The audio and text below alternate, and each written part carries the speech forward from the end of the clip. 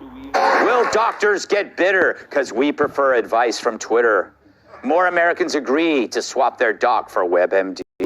Yeah, folks in the U.S. now say they trust AI websites and social media more than human doctors, preferring digital advice to digital exams. You're missing out. That's according to a new study which finds faith in America's healthcare professionals in serious decline. An astonishing 73% of 2,000 adults believe they have a better understanding of their health than their doctor does. More than half prefer it over an actual doctor, like Dr. Jill. The reason? Well, social media has a proven track record of never being wrong ever. It's already where I turn for advice on voting, celebrity dating, and beauty care, so why not health problems? Hell, I just took an online test for early onset dementia, and it turns out I don't have it. I also took an online test for early onset dementia. Turns out I don't have it. I also took... it.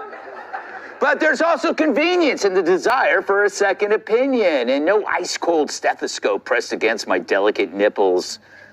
Also, websites and social media don't leave you stripped down and sitting on a sheet of paper for 2 hours. Although that's how I read the Wall Street Journal. Let's face it, your laptop has already seen you naked like a lot, right? So why not check for moles while you're at it? And so over half said they'd consult a website like ChatGPT over a real-life doctor, especially one who says, I am the science. Oh. Hey, Tom, how is this any different than, like, I used to take quizzes in the paper to find out if I was depressed or an alcoholic. Remember those quizzes? If you answered yes to 4, you may have a problem. And I answered yes to every one of them. It'd be like 12 questions, and I'd have 13 yeses.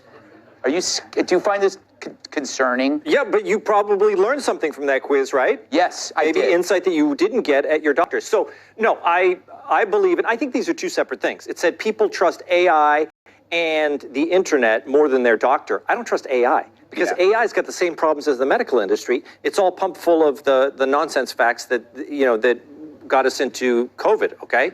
I created a dossier during COVID of all these different YouTube people, and you saw all these know-it-alls say, oh, who are you going to trust? The head of the CDC or YouTube? And I'm like, definitely YouTube. Yeah.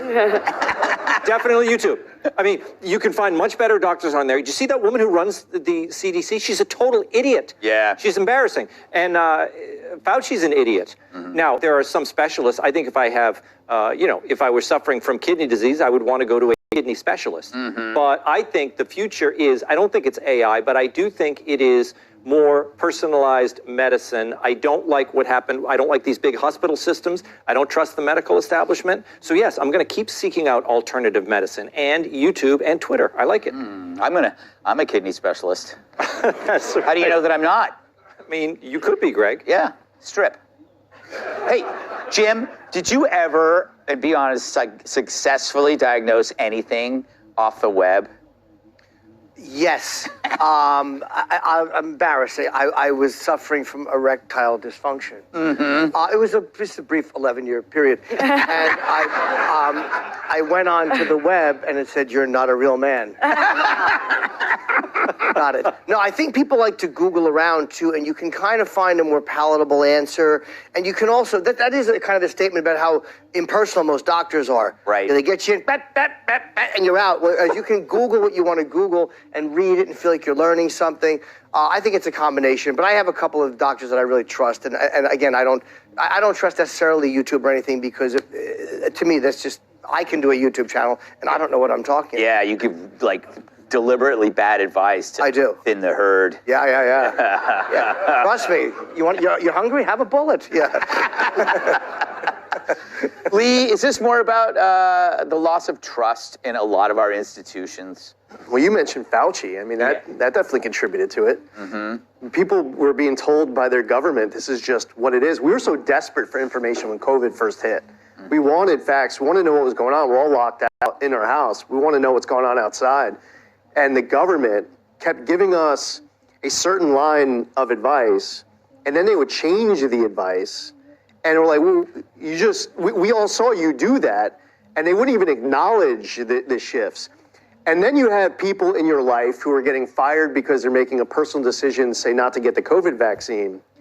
And they're reading that doctors' research from Johns Hopkins University that says that if you get the shot, that you have less protection than if you don't get the shot, but you get COVID.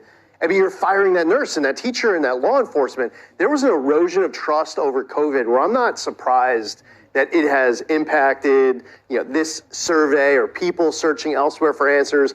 I also have doctors in my life who I trust, who I'm friendly with, but it's very telling that there are people who don't trust their own doctor, and they don't feel like they can just go out and get another doctor. Right. And we're in a bad place in this world where people are so upset with their access to care that they think between them and the internet, they could do a better job than going to see a professional. That's why I think AI is the answer, because they're going to be able to scour all the facts and distill it down to one cure. Kat, do you ever consult the internet for Cheens' medical care? I'm so glad you brought up Cheens, because no one has more doctors than he does. Yeah, your cat Yes. has a cardiologist. Yes, he's a cardiologist. He has a gastro specialist. And the vet, I just talked to the vet yesterday, because he has, unfortunately, been having more bouts with vomiting because he does have inflammatory bowel disease.